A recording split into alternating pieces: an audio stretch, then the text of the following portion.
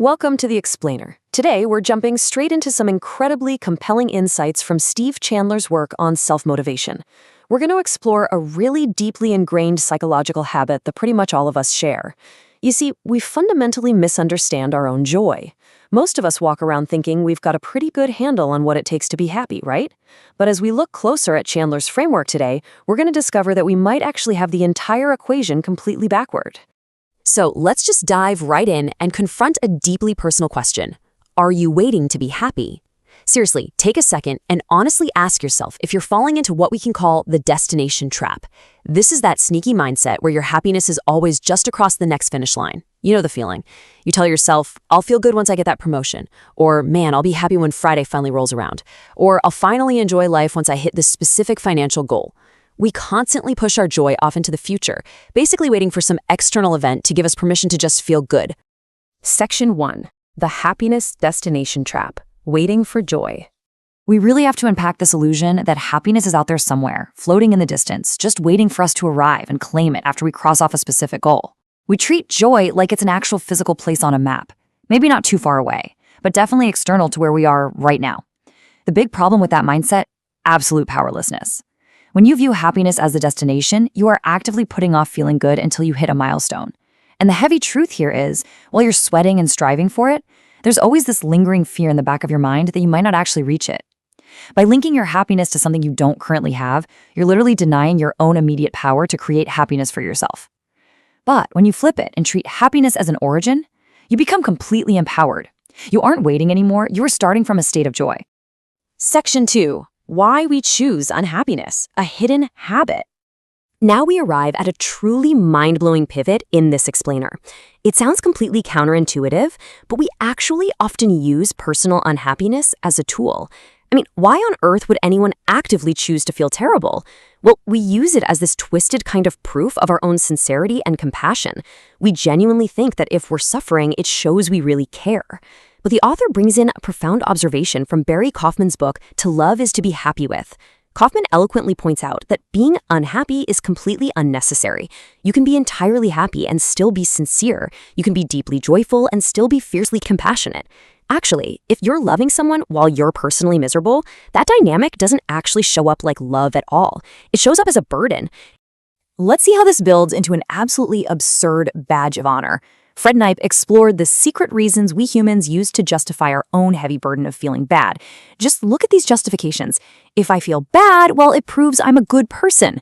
It means I'm responsible. It shows I'm not hurting anybody. It proves I care. Or, my absolute favorite, it shows I'm being realistic and aware. As if cynics somehow have a monopoly on reality. We even tell ourselves that feeling bad means we're working on something. When you lay it all out together like this, it becomes incredibly clear that this list gives us a super powerful, hidden motivation to remain unhappy. We are literally using and abusing unhappiness just to validate ourselves. Section 3. A place to come from. Originating joy. So, how do we break free from these excuses? To shatter this whole cycle of using misery as a tool, we need to look at the revolutionary philosophy of personal transformation pioneer Werner Erhard. He taught a completely different way to orient ourselves to the world. To really understand this philosophy in action, let's look at a fascinating historical moment. Larry King was once interviewing Erhard via satellite. At the time, Erhard was living and working over in Russia. During the broadcast, Erhard mentioned that he might be moving back to the United States soon. Naturally, Larry King asked him a very standard human question. He asked if coming home would make him happy. Well, what followed was a very uncomfortable pause. It was uncomfortable because King's question was entirely based on that standard destination trap we talked about earlier, whereas Erhard's entire view of life was that absolutely nothing external actually makes us happy. The crucial point here is Erhard's profound response to Larry King. He finally broke the pause and said, "Larry, I am already happy. That wouldn't make me happy because I come from happiness to whatever I do." This single sentence completely shatters the idea that any external event, even something as major as moving back to your home country, can make you happy. Happiness isn't a place you try to go to, it's the place you originate from. Section 4. Claiming your birthright. Start right now. Once you realize that external goals and physical destinations simply cannot inject joy into your life, the only logical conclusion left is that your happiness is your birthright, and it's available to you right now, in this exact moment. By comparing these two mindsets side by side, we can clearly see the practical impact of this philosophy on our everyday lives. When you're working for happiness, everything is conditional. You're constantly putting things off. It turns your life, your goals, and your self-motivation into total drudgery because the reward is continually delayed. But when you flip the script and begin working it from happiness, everything changes. Your motivation becomes unconditional and self-sustained. Claiming this birthright transforms your daily routine from a stressful grind into a journey that's fundamentally fun all the way through, not just fun at the very end when you finally cross some arbitrary finish line.